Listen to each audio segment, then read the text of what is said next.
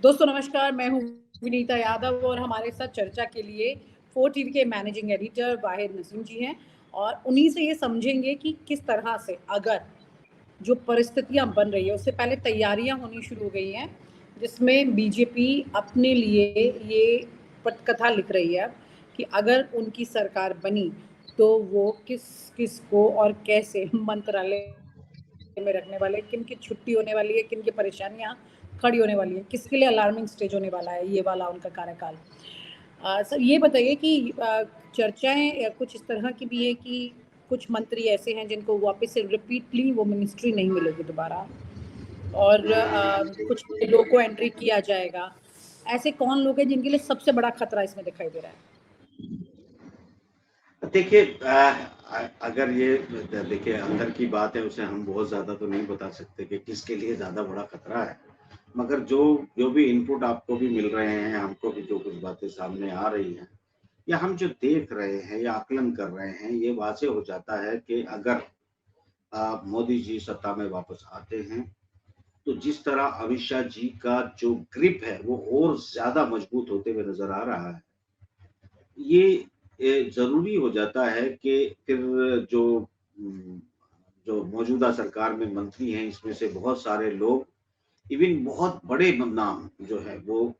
Screen से गायब हो जाएँगे, फ्रेम से गायब हो जाएँगे। क्योंकि बहुत सारे वाक़यात जो है वो इसमें हमें नज़र आए हैं और बहुत सारे लोग को शायद मौजूदा जो पार्टी के हैंडलर्स हैं अ, उनको खुलकर तो क्या बोला जाए, वो ये मानते हैं कि जैसे ठाकुरों की नाराज़गी है, जैसे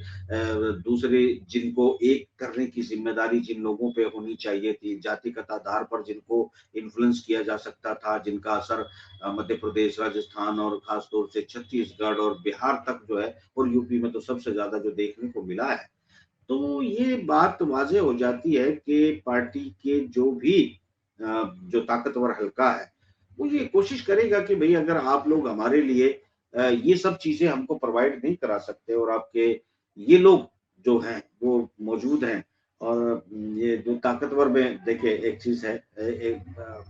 बहुत वाज़ेह से जो नज़र आता है, बहुत खुल के इस पर नहीं बोला जा सकता, पर इतना ज़रूर है कि अगर वापस सत्ता में आते हैं तो लगभग सारे बड़े नाम शायद ही वापस मंत्रालय में होंगे या फिर पार्टी में भी होंगे या फिर मार्गदर्शक मंडल में भेज दिए जाएँगे। ये कहानी बिल्कुल वाज़ेह है। मगर इससे भी एक और चीज़ मैं आपको बताता हूँ। अगर आप थोड़ा-सा गौर करें कि जो वोट प्रतिशत के अलावा जो माहौल यूपी में हुआ करता था चुनाव का, वो चुनाव का माहौल यूपी में नहीं है। यूपी के अंदर बात अंडर करंट जो बात चल रही है वो एक ऐसी स्थिति है कि लोग यहाँ पर चर्चा कर रहे हैं कि योगी से बैर नहीं और Modi ji dot dot dot मतलब उससे आगे कुछ बोलते हैं वो जुमला। तो वो मतलब योगी जी से बैर नहीं मगर मोदी जी से जो भी वो आगे बोलते हैं, मेरे ख्याल से वो पॉजिटिव नहीं जाता है। तो कुल मिलाकर जो जो कुछ चर्चाएँ यहाँ चल रही है वो अंडर करंट है वो ये है कि जो उत्तर प्रदेश की जो अ, ज़्यादातर भारतीय जनता पार्टी की वोटर लिस्ट है, उसमें से वो लोग जो योगी को पसंद करते हैं, वो बहुत ज़्यादा हैं और इस बार मोदी जी को पसंद करने वाले लोग ना के बराबर हैं मगर इसमें योगी जी की तरफ से कोई बहुत ज़्यादा एफर्ट्स किए जा रहे हों, ऐसा भी नज़र नहीं आता है। और ख़ास तौर से ठाकुर लॉबी के नाराज़ होने के बाद इसमें राजनाथ सिंह इसमें जो है वसुंधरा जी तो पहले ही जो कुछ उनके साथ हो चुका है वो ठीक है। उसके बाद शिवराज सिंह चौहान के साथ जो हो चुका है वो भी ठीक है। चर्चाएँ ऐसी भी हैं लोगों में एक सुगबुगाहट है, चर्चाएँ हैं आम तौर पर कि अगर दोबारा सत्ता में मोदी जी लौटते हैं या अमित शाह जी प्रधानमंत्री होते हैं और निज़ाम में कोई चेंज भी आता है, तो शायद योगी जी से सख्त जो है वो अ, नाराज़ हैं और मतलब ये लोगों की अपनी चर्चा है, इसमें हमारे पास कोई सबूत भी नहीं, कोई प्रूफ़ भी नहीं, हम कोई इसकी ज़िम्मेदारी भी नहीं लेते हैं कि ऐसा है ही। बिल्कुल इसकी कोई हम तस्दीक नहीं करते मगर जो चर्चा आम तौर पर है सत्ता के गलियारों में वो ये है कि योगी जी को मुख्यमंत्री पद से भी शायद हाथ धोना पड़ेगा। तो ये सिचुएशन अगर आ रही है और इतना खटास दिखाई दे रहा है क्योंकि जो तीसरे चरण के चुनाव होने जा रहे हैं विनीता जी, इस तीसरे चरण के चुनाव में खबर ये है कि जो कानपुर में अमित शाह जी ने मीटिंग ली, पार्टी कार्यकर्ताओं की, कमांड की, ये आगे की चुनावी रणनीति बनाने की, उसमें योगी जी शामिल नहीं थे, उनको शामिल नहीं किया गया है। तो यहाँ से जो एक बड़ी फाड़ है वो नजर आती है। और अगर हम बात करें केंद्र में जो बड़े मंत्री हैं, जो जो बड़े भारतीय जनता पार्टी के पुराने पिलर हैं, तो पुराने पिलर में कौन है आप सब जानते हैं कि गिने चुने 2-3 नाम है, रविशंकर प्रसाद या फिर आप राजनाथ सिंह, और इन्हीं को आप जो है घुमा फिरा के ले सकते हैं, जिनको आप ऐसे चेहरे कह सकते हैं जो बहुत ही रिकॉग्नाइज हैं। इसके अलावा जो और भी कई चेहरे होंगे, यंगस्टर्स जो है, जो इनकी अमित शाह जी की या मोदी जी की पसंद है, वो तो चलते रहेंगे, वो चाहे चुनाव हार जाए वो तभी मंत्री या मुख्यमंत्री बन जाते हैं। जैसे आपने देखा होगा उत्तराखंड के मुख्यमंत्री जो है वो चुनाव हार जाते हैं, मगर उसके बाद फिर मुख्यमंत्री बनाकर उनको जिताया जाता है। तो सवाल ये तो तय है विनीता जी कि जो कमांड सिर्फ आपको लगता है कि मंत्री जाएंगे, बल्कि ऐसा नहीं, बल्कि चर्चाएं ये भी हैं कि भले ही संघ परिवार जो है वो कुछ भी कहता रहे, खतरा संघ परिवार को भी पूरा हो चुका है। अगर सत्ता में वापस आते हैं तो फिर उनके साथ क्या होगा क्या नहीं होगा पता नहीं है, क्योंकि नागपुर जैसी जगह पर अगर ये चर्चा चल उठे कि नागपुर में आरएसएस के लोग नितिन गडकरी को तो वोट देते हैं, मगर भारतीय जनता पार्टी का जो core voter Bharatiya Janata party से कनेक्ट है, वो बहुत ज्यादा वोट डालने को नहीं निकलता, और जो एक बड़े मार्जिन से सीट जीती जाती थी, वो अचानक जो सबके लिए काम करता है उसकी अपनी सीट फंसती हुई नजर आ रही है या फंसने की चर्चा की जा रही है। तो बड़े मंत्रियों का हासिल क्या होने वाला है वो तो चुनाव में आपको नजर आ रहा है। किनकी टिकट जो है कब कैसे दिए गए, क्यों दिए गए, मतलब ये तो तय है कि अगर ये सत्ता में वापस आते हैं और पूर्ण बहुमत के, तो देखिए point to be noted Vinita ji, अगर चे पूर्ण बहुमत यानी 273 लेकर वो आते हैं सत्ता में, तो इसका मतलब होगा कि फिर पूरी शायद वो जैसे लॉन्ड्री उनकी चलती है, वो लॉन्ड्री जो है दोबारा चलाई जाएगी, और इसमें बहुत सारे लोगों को धो भी दिया जाएगा और बहुत सारे लोगों को जो है वो दूसरे रास्ते से निकाल भी दिया जाएगा। तो ये दहशत का माहौल कुछ कानून बदलने वाली जनता में हो ऐसा नहीं है, कुछ विपक्षी पार्टियों में ऐसा नहीं है, माइनॉरिटी में सीएए या एनआरसी को लेके हो, बिल्कुल ऐसा नहीं है। मैं तो ये कहता हूं कि आरएसएस और भारतीय जनता पार्टी के अपने लोगों के अंदर 3-4 प्रकार के खतरे जो है उनको डरा रहे हैं। यही वजह है कि चुनाव में ना एक इन्फॉर्मेशन ये भी आ रही है कि आरएसएस की जो अपनी लिस्ट है, अब वो बहुत ज्यादा उम्मीद नहीं कर पाती है। आरएसएस की जो अपनी लिस्ट है वो बहुत ज्यादा उम्मीद नहीं कर पाती है, खासतौर से बीजेपी में अगर किसी को मंत्री बनाना है या कोई पोजीशन डलवानी है, तो RSS is losing the hold in BJP now.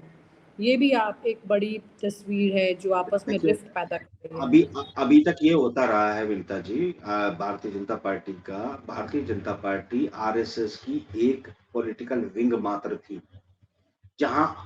कोई भी संघ का कार्यकर्ता अपनी सेवाएं देने के बाद उसको बीजेपी में डेपुटेशन पर भेजा जाता था। वो फिर आगे बढ़ता था, अपनी जो उसने सेवाएं संघ की जो है की है उसके आधार पर भारतीय जनता पार्टी की पॉलिटिकल विंग में उसको ओहदे दिए जाते थे, चाहे प्रदेश अध्यक्ष हो, मंत्री हो, या फिर वो जो भी बड़े सीट्स होती थी वो उनको प्रोवाइड की जाती थी। अब दूसरे टर्म में जो मोदी जी के हुआ है और एंड में जो आपने देखा है कि ज्यादातर लोग कांग्रेस में आए हैं और कांग्रेस से आने वाले लोगों को टिकट बांटे गए हैं, और जो संघ के डेपुटेशन पे चलते थे या वहां काम करते थे उनको पीछे कर दिया गया है। आप देखेंगे कि कई राज्यों के मुख्यमंत्री, उप मुख्यमंत्री, मुख्यमंत्री जो है वो ऐसे लोगों को बनाया गया है जो ना जिनका जो बैकग्राउंड संघ के साथ है ना बीजेपी के साथ है। तो ऐसी कंडीशन में अगर आप जो है स्टेट उनके हवाले कर रहे हैं, तो केंद्र में भी अपने हितों को साधने के लिए नई पार्टी पॉलिसी जो भारतीय जनता पार्टी की मोदी जी और शाह साहब चला रहे हैं, उसके तहत मेरे ख्याल से संघ की रिकमेंडेशन कोई मायने इसलिए नहीं रखती, अगरचे रखती तो एक तरह से देखिए, एक बात और बता दूं मैं कि संघ भी एक अजीब दुविधा में फंसा है। क्यों फंसा है? तमाम जिंदगी लगाकर तमाम संघ के कार्यकर्ताओं को पॉलिटिकल विंग को मजबूत करने के लिए ही तमाम जो है वो मामले हैं उनको आगे बढ़ाया जाता है। यहाँ संघ भी विनीता जी जो है एक अजीब दुविधा में इसलिए फंसा है कि तमाम जितने भी जो उनके लोग आते थे उसको एक भारतीय जनता पार्टी के रूप में उन्होंने अपनी ताकत को बनाया पॉलिटिकल फ्रंट पे, तो इसी को लड़ना था। जैसे आप देखते हैं कि जब एक पायलट जो है वो एयरक्राफ्ट उड़ाता है और पायलट युद्ध लड़ने के लिए जाता है मैदान में, मगर पायलट के पीछे तकरीबन एक एयरक्राफ्ट में सैकड़ों इंजीनियर काम करते हैं, अलग-अलग उसका वेरिफिकेशन करते हैं, फिर उसका सर्टिफिकेट देते हैं, रडार वाले अलग होते हैं, टायर वाले अलग होते हैं, मैकेनिकल अलग होते हैं, इलेक्ट्रॉनिक अलग, बहुत सारे इंजीनियर्स अलग-अलग अपना एक सर्टिफिकेट इश्यू करते हैं और वो तमाम एयरमैन जब जो है पूरी ताकत के साथ उसको कहते हैं कि अब ये आप इसकी सीट पर बैठिए और उड़ाइए जहाज को और जाइए युद्ध के मैदान में। ठीक भारतीय जनता पार्टी संघ और संघ के संगठनों के लिए ऐसा ही पायलट जो है एयरक्राफ्ट है, जो कि जिसको वो पूरी तरह जमीन पे तैयार करते हैं और तैयार करने के लिए उड़ने के लिए कहते हैं कि अब फ्रंट पर आप जाकर लड़ें। जिसको इतनी मेहनत से तैयार कर दिया वो संघ जो है वो एक संयम से काम लेगा, उसको पूरी तरह से वो वायलेट कर देगा या फिर वो साथ छोड़ देगा या फिर वो बिल्कुल बैकआउट कर जाएगा, ऐसा नहीं होता है। पॉलिटिक्स एंड जियो पॉलिटिक्स की डीप जो थ्योरी होती है वो ये होती है कि आप सही वक्त का इंतजार करते हैं और सही वक्त के वक्त आने पर ही सही फैसला लेते हैं और आपने जो मेहनतें की होती है आप उसको डैमेज नहीं करते। तो जो फ्रिक्शन है, जो लकीर है वो बहुत बड़ी हो चुकी है, मगर वो अभी तक वो लोगों को दिखाई भी नहीं देगी, आचरण में भी दिखाई नहीं देगी। और क्योंकि ये बात आप अच्छे से जानते हैं कि कोई भी नेता, कोई भी लीडर वो संगठन से बड़ा नहीं हो सकता और संगठन में ये माना जाता है कि कोई भी संगठन चलता रहेगा, लोग आते रहेंगे, जाते रहेंगे। इसी थ्योरी के तहत संघ जो है वो ना बहुत आगे आएगा ना पीछे जाएगा। यही वजह है कि जो बहुत ही धूमधाम से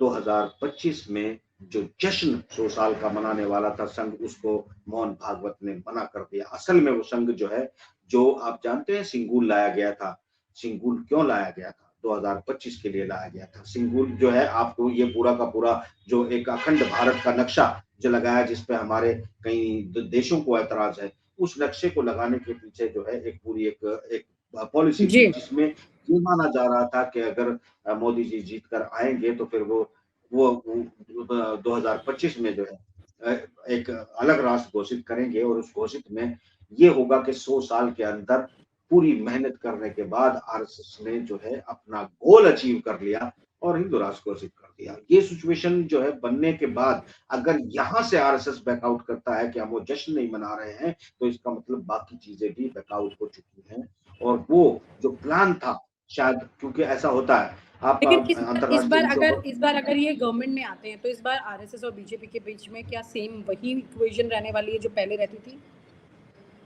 जी। इस बार अगर मोदी सरकार वापसी करती है तो ऐसे में आरएसएस और बीजेपी के बीच में क्या वही इक्वेशन रहने वाली है जो पहले रहती थी? देखिए, अभी एक बात मैं आपको बताता हूँ बड़ा क्लियर। इस वक़्त जो 2 कदम पीछे की नीति अपना रहा है, वो आरएसएस अपना रहा है और अगर मोदी जी जीत के आते हैं, शायद जीत के आते हैं, तो निश्चित रूप से फिर 2 कदम ये पीछे खींच लेंगे। तो आप ये बात अच्छे से जानते हैं कि किसी भी संगठन को चलाने के भारी भरकम जो है, ताकत की ज़रूरत पड़ती है, फंड की ज़रूरत पड़ती है, बहुत सारी चीज़ों की सपोर्ट की ज़रूरत पड़ती है। अब मतलब ऑन फ्रंट भी और बैक द साइड भी बहुत कुछ होता है। तो अगर कोई सत्ता में बैठा हुआ व्यक्ति किसी संगठन को खत्म करना चाहता है तो वो कर सकता है। अगर कोई जो है किसी विचारधारा को तो वो कभी नहीं मिटा सकता, मगर कोई भी नहीं मिटा सकता। विचार हमेशा जो एक बार पैदा हो गया वो पनपता रहता है, बीज की तरह जिंदा रहता है और वो अपने आप को विचार जो है कभी-कभी जैसे मेंढक बरसात में बरसात खत्म होने के बाद अपने आप को हाइबरनेट कर लेता है, उसी तरीके से जो है ये विचार भी अपने आप को हाइबरनेट कर लेता है और जब उसको कल्चर और माहौल जो है कभी-कभी उसको उसको पर्याप्त मिलता है तो वो फिर से उठ के खड़ा हो जाता है। तो यहाँ कुछ खत्म तो कुछ भी नहीं होता, कहीं कुछ भी खत्म नहीं होता, जो पैदा हो गया वो चलता रहेगा। ये ज़रूर है कि कब कौन ऊपर होगा, कौन नीचे होगा, अगर जीत के आते हैं तो संघ निश्चित रूप से नीचे होगा, संघ के संगठन नीचे होंगे और ऐसे तमाम लीडर जो इस वक़्त जो बैकफुट पर नज़र आ रहे हैं, वो मुझे लगता है कि काफ़ी प्रताड़ना के जो है शिकार होने वाले हैं और ऐसी सूरत-ए-हाल में अ, मेरे ख्याल से वो विचार करेंगे। उन लोगों के पास भी एक मौका होगा कि क्या वो इस जो गेम है उसको 2000 या मतलब 270, 72, 75 के पार ले जाया जाए, या फिर उसको इतने नीचे तक खुद ही लाया जाए ताकि जो है, भले ही कांग्रेस, देखिए कांग्रेस में मैं इल्जाम लगा रहा हूँ बड़ा सीधा सा, कांग्रेस का आचरण, कांग्रेस का संगठन, कांग्रेस का इन्वेस्टमेंट, कांग्रेस की तमाम चीजें मुझे ज़ीरो नज़र आ रही है, और वो बैक फुट पर नज़र आ रहे हैं। मुझे सिर्फ़ वो नौटंकी करते नज़र आ रहे हैं, चुनाव लड़ते नज़र नहीं आ रहे हैं। यहाँ तमाम सिचुएशन को अगर मैं देख रहा हूँ, आप भी देख रहे हैं बड़ी अच्छी ज़मीन के अंदर, कि जनता वर्सेस जनता, मोदी वर्सेस मोदी चुनाव है, और यहाँ पर जो कुछ हो रहा है, जनता ज़रूर, एक जनता है जिन्हें संविधान का डर है, एक जनता है, एक नेता है जिन्हें अपने जाने का जी। डर है, एक वो लोग हैं जिन्हें कई का नए कानून आने का डर है, कई कानून जाने का डर है। ये सब भय का वातावरण है, और इस भय के वातावरण में अगर आपके पास टाइम ज़्यादा हो तो मैं एक सबूत दे सकता हूँ, अगर नहीं हो तो मैं खत्म कर सकता हूँ। अगर है 2 मिनट का टाइम तो मैं आपको एक सिचुएशन बताता हूँ कि बंगाल में आज मैंने बड़ी डिटेल में वहाँ छानबीन की और सर्वे किया और देखा समझा चीज़ों को कि क्या चल रहा है। बंगाल की स्थिति ये है विनीता जी, इस वक़्त कोई नॉर्थ इंडिया में बंगाल का कोई चर्चा नहीं, कोई ज़िक्र नहीं कर रहा है, कुछ नहीं कर रहा है। बंगाल में पिछली बार 19 के चुनाव में ये हुआ था कि एक तो राष्ट्रवाद का एक पूरा एक जुनून था, और वो जुनून इसलिए था कि हमारी बहुत सारे हमारे फौजी भाइयों की जो है शहादतें हुई थी, और यहाँ एक माहौल जो है वो पूरी तरह क्रिएट था नेशन के प्रति, और बंगाल इसमें सबसे आगे रहा है, चाहे आजाद हिंद फौज का गठन हो या फिर वो संगठन जो चोरा चोरी में जो आगे बढ़ता है, या फिर जिसमें आपका अशफाक उल्ला खान और राम प्रसाद बिस्मिल जो है, ये सब लोग जो आते हैं, वो संगठन सब जो है ऑपरेट होते थे बंगाल से। तो नेशन के प्रति बंगाल एक बहुत जिम्मेदार स्टेट रहा है, और वो उसमें आकर जो ममता बनर्जी का संगठन के लोग थे, वो उनको पूरी तरह से बीजेपी में सिमट गए, और जो वहां लाल सलाम वाले थे, जो कम्युनिस्ट थे, उन लोगों ने बीजेपी को इसलिए सपोर्ट किया, और उन्होंने अपने वोट को इनके पास शिफ्ट किया था, क्योंकि वो लोग जो हैं पूरी तरह विनीता जी नहीं चाहते थे कि 42 सीटों में से ज्यादातर सीट जो है, क्योंकि ऐसी सिचुएशन बन रही थी जैसे अब दिख रही है कि अगर वो जो है खंड मतलब जो है आता है मैंडेट, तो ऐसे में ममता बनर्जी एक प्रधानमंत्री पद की दावेदार होगी, और वहां का कम्युनिस्ट जो खेमा था वो नहीं चाहता था कि ये प्रधानमंत्री के पद तक पहुंचे, इसलिए उन्होंने भारतीय जनता पार्टी को सपोर्ट किया था। इस बार वो भारतीय जनता पार्टी को सपोर्ट नहीं कर रहे हैं, और वहां की जो सिचुएशन है वो बिल्कुल उल्टी है, नतीजे ऐसे आएंगे जिसकी सोची भी नहीं होगी, इतने नेगेटिव जाएंगे, क्योंकि बंगाल का इंसान जो है वो बहुत ज्यादा धार्मिक है नहीं, वो प्रो नेशन हुआ था जो हुआ था, वो धर्म के नाम पे कुछ करने वाला नहीं है। एक चीज और इसमें ऐड कर देता हूं, जो मैं इस वक्त की सिचुएशन आपको समझाना चाहता हूं, भारत के वो आम वोटर की मानसिकता की बारीक नब्ज आपको बताता हूं। बंगाल के अंदर ये हुआ था कि जब कम्युनिस्टों का हुकूमत थी, वहां पर बहुत लंबी हुकूमत रही विनीता जी, तो उस दौरान उन लोगों ने जो जी। उनका लाल सलाम था वो इतना हावी हो गया कि उनकी सिचुएशन ये हो गई कि अगर आम जनता है तो वो देखते थे कि टाइम पीस घर में आ रहा है तो वो किस रंग का है, घर में कुर्सी बिछा रही है तो वो लाल है कि नहीं है, जो सर पे कपड़ा बांधा जा रहा है वो लाल है कि नहीं है, आप मैक्सिमम चीजों को लाल लाल क्यों नहीं कर देते, दांती हथौड़ा आपको हर जगह नजर क्यों नहीं आता। उससे वहां के लोग भयभीत हो गए कि उन्होंने उनके जहन पर, उनकी आजादी पर कंट्रोल कर लिया कम्युनिस्टों ने, हालांकि वो धार्मिक नहीं थे, मगर धार्मिक ना होते हुए भी जो अम, अम, इन कम्युनिस्ट थॉट ने और उनके लोगों ने उनको टेरर ऐसा पैदा कर दिया हाँ, जैसा ये कभी केजरीवाल। दबाव की परिस्थितियों में जो और ठीक वैसा ही देखिए, मैं ये कहना चाह रहा था कि जो बंगाल में चलती हुई सत्ता, जिसके वो विचार को भी पसंद करते थे, आज तक उस कम्युनिज्म को फॉलो करते हैं, वो सिर्फ जो है वो सारी चीजें फॉलो करने के बावजूद उन्होंने सत्ता से उनको हटाया। ठीक वैसी ही सिचुएशन इस वक्त जो मोदी सरकार की है या शाह साहब की है, वो ऐसी सिचुएशन है कि चलती हुई गाड़ियों पर झंडे लगाए जाते हैं, लोगों को जबरदस्ती अपने घरों पर झंडे लगाने पड़ते हैं, लोगों को जबरदस्ती वैसे कपड़े पहनने पड़ते हैं। ठीक बंगाल में जिस तरह सत्ता का परिवर्तन हुआ था और लोगों ने भारी घुटन महसूस की थी, इसी तरह बहुत से लोग इस देश में हर जी। तरफ भारी घुटन महसूस कर रहे हैं, क्योंकि उन पर जबरदस्ती वही काम करवाया जा रहा है। अगर कहीं नतीजे उस तरह के आएंगे तो कोई चौंकाने वाली बात नहीं होगी। सवाल आपका यह था कि क्या बड़े मंत्री जाएंगे, तो सवाल यह है कि पहले तो ये सरकार आए, और अगर ये सरकार आती है तो मुझे नहीं लगता कि वोट प्रतिशत उतना जाने वाला है। फिर तो ये समझें कि अगर ये सरकार इस बार आती है तो फिर आगे शब्द बोलने की जरूरत है। थैंक यू सो मच भाई जी, ये बहुत डिटेलिंग के साथ आपने इस बारे में चर्चा की है और दबाव की राजनीति की बात है, ये बड़ा आरोप जो है विपक्ष के द्वारा लगातार लग भी रहा है। Thank you so much for joining the discussion today. Thank you. और आप हमसे जुड़े रहने के लिए सब्सक्राइब करें YouTube पर, फॉलो करें Twitter पर और लाइक करें Facebook पर। और ज्यादा जानकारी के लिए आपको टाइप करना होगा सिर्फ न्यूज नशा।